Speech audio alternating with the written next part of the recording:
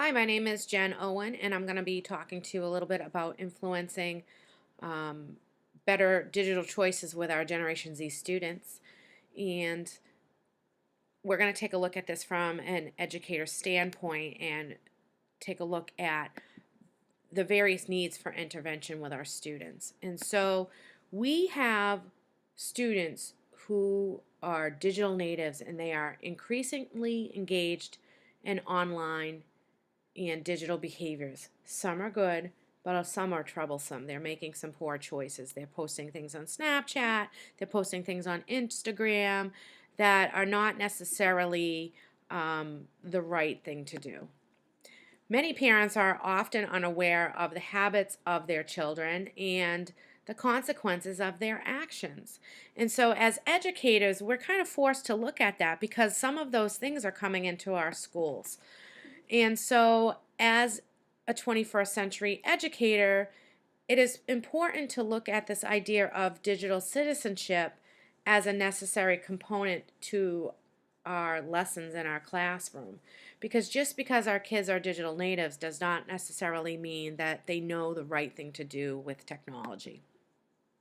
So, at the end of this presentation, learners should be able to describe the characteristics of our Generation Z student.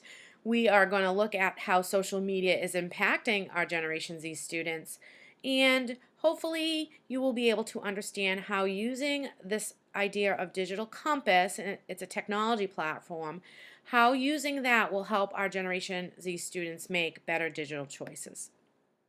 And so, before we begin, we need to take a look at what is a Generation Z student. There are the boomers, there's Gen X, there's my box, the millennials, but young people are covered by more than just that title. Gen Z is the next wave, and turns out there's quite a bit that makes them uniquely them. The new kids on the block, or in your office, aren't just millennials anymore. But I feel like for me, like millennials are grown ups. The freshest faces are those of Generation Z, while millennials are roughly defined by being born between 1981 and 1995. Those dubbed Gen Z were born from 1996 on, with the oldest of them now in their early 20s. But it's more than just their birth years that set these two generations apart. We went straight to the source and talked to Zach, Sammy, Annabelle, and Emily, who we found the Gen Z way on Snapchat. What do you think makes Gen Z Gen Z? I think it's internet engagement. We were born with this. We don't really know a world without it, really. While most millennials can remember life before smartphones and social media, Gen Z has never known a world without the internet in their pocket. Literally, our friend group at school primarily communicates through Snapchat. These platforms have caused Gen Zers to see the job market in a new way. What does success mean to you guys now? People in our generation are really looking for is success in the way of living on your own terms. That means looking to social media platforms for viable career opportunities, causing some to think about education differently. Do you guys think that given social media opportunities that going to college is necessary anymore? I really think that we're like moving towards a time where a degree isn't necessarily important. They multitask with ease. Their digital fluency allows them to take on a lot at once, sometimes coming across as unfocused. They say it's focus, the Gen Z way. Never on really one social media at a time. You're always on Snapchat. Like you want to go see what's happening on Instagram, and then someone's texting me on WhatsApp. Short attention spans mean trends evolve fast. So when your parents find out about it is about the time that we're on the downhill. As soon as it leaves the generation, then it's like, okay, they're too old for us. Like, it's not cool anymore. Access to social media and technology has made Gen Z more global.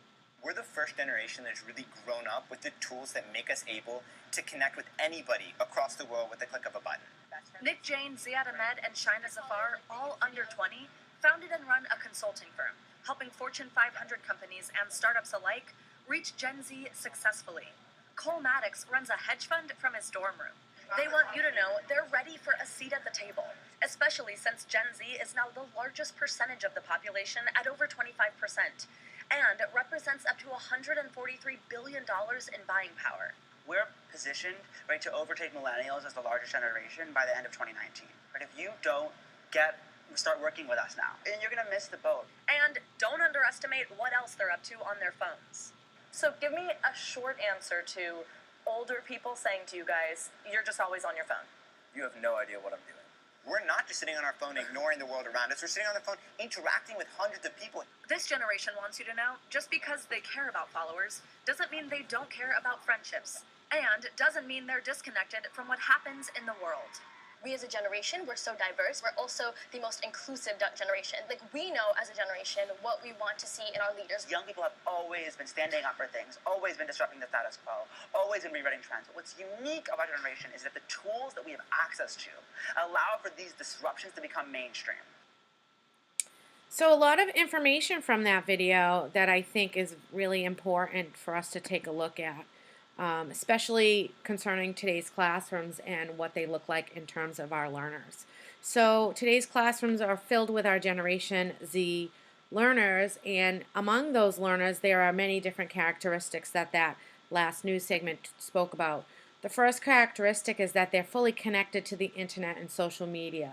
One of the girls had mentioned that they communicate solely through social media, so they're texting people, they're Snapchatting people, and sometimes that comes with its own host of problems, often that they have no filter on what they say, there's no body language, as if you were to communicate with somebody personally, so you're not really sure how they're taking your comment, there's no tone to a text in terms of when somebody's voice, you hear voice inflections and that kind of stuff, and you don't really get that through when you're communicating through social media, and that can lead to a variety of problems.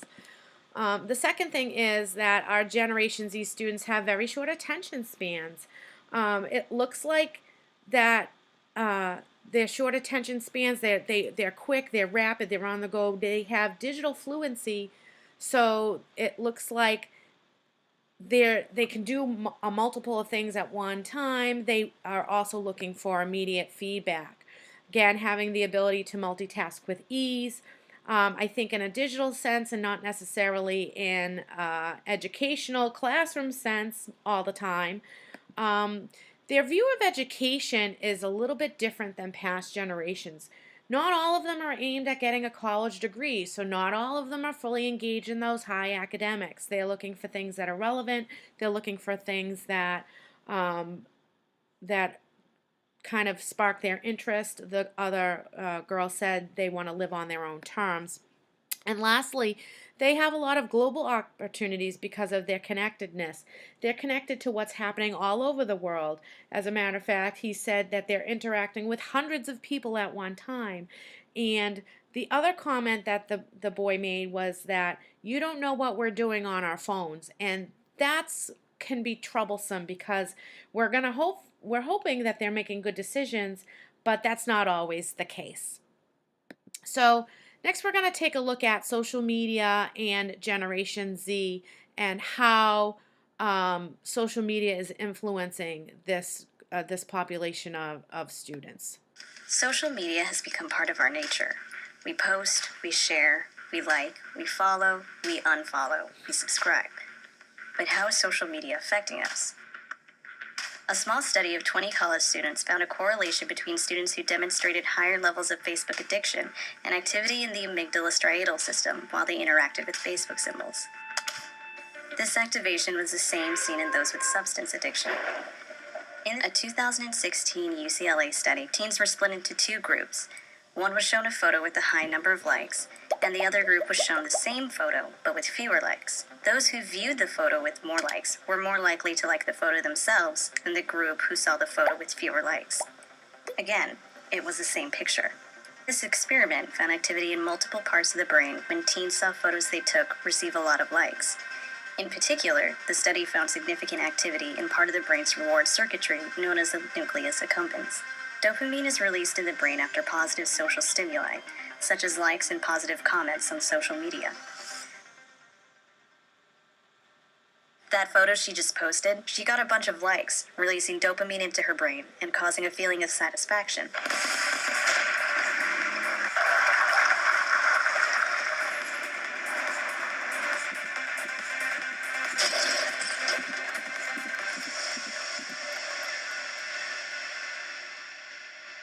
Psychologist B.F. Skinner found that mice would respond to certain stimuli they knew resulted in a reward more often when the reward came at variable times. This theory can also be applied to social media and the times we check it looking for a reward in terms of a like, comment, or message. We habitually check our accounts, but we are not always rewarded. Maybe this photo didn't get the amount of likes you wanted, so you will try again and again and again, looking for that reward. But wait, something else. Have you ever felt your phone vibrate when it really didn't? According to Robert Rosenberger of the Georgia Institute of Technology, we've become so connected to our phones that they've sort of become part of our bodies. Anytime something stimulates or triggers sensation in an area where you keep your phone, you might believe it's your phone. This is called phantom vibration syndrome. Studies show that nearly 90% of people report experiencing these phantom vibrations.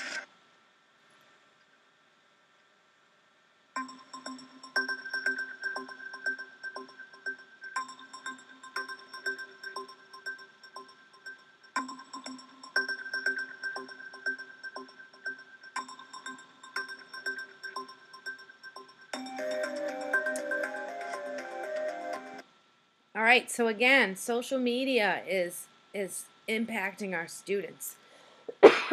Excuse me. And it's affecting the kids' brains. The way social media, the likes and the dislikes, and we're going to take a look at that. So, social media and our Generation Z, what is it doing? How is it affecting our brain? Teens are becoming addicted to social media.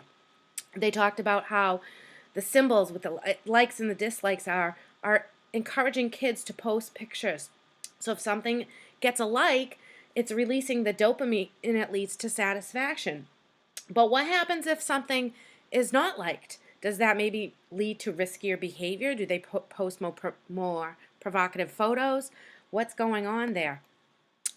Social media is also starting to become linked with self-esteem and lower self-esteem.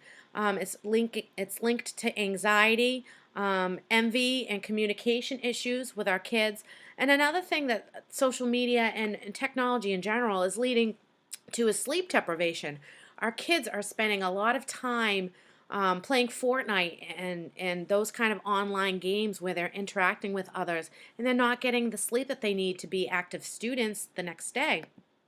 And social media and other technological advancements are leading our kids to be more susceptible to peer pressure, cyberbullying, and poor online decision making. And so that's where we need to kind of take a look at and help our Gen Zs make better online choices. So how do we do that? How do we do that? Well, we do that by giving them the opportunity to read scenarios and make some decisions in an environment that allows them to make errors without drastic consequences and repercussions. And we need to do it in a way that meets the needs of their learning. They need instantaneous feedback. They need to be able to do it on their own terms through self-discovery. And it needs to incorporate some sort of technology piece because that's what they know. And so let's help them make better choices through this idea of digital compass. And so we're going to take a look at this platform and what it has to offer our students in our classrooms. Welcome to Anywhere. These kids may not look like you and me, but trust me, their days are just like ours, jam-packed from sunup to sundown, with friends, school, family, and other commitments. Oh, and of course, there's some drama too. Explore their worlds by taking a walk in their shoes. In Anywhere, it's up to you to help them make some real-world decisions in their daily lives. Some big, some small. The choices you make will determine their fate, and the outcomes could be good, bad, or downright ugly. The direction you take them is up to you. Test your street cred in this digital world of ours. Where are you headed? Find out with Digital Compass. So kind of interesting, a game kind of platform where the kids can go in and read the scenarios and make some choices in an error-free or maybe not an error-free, but in a consequence-free area and play around with it. And I think this is something that we should try to incorporate in our classrooms. So some concluding remarks. Our Generation Z students are embedded in, in fully connected in a fully connected digital world. They're there. It's there at their fingertips. And just because they're digital natives doesn't mean that they don't need guidance. They definitely need guidance and education on what being a good digital citizen means.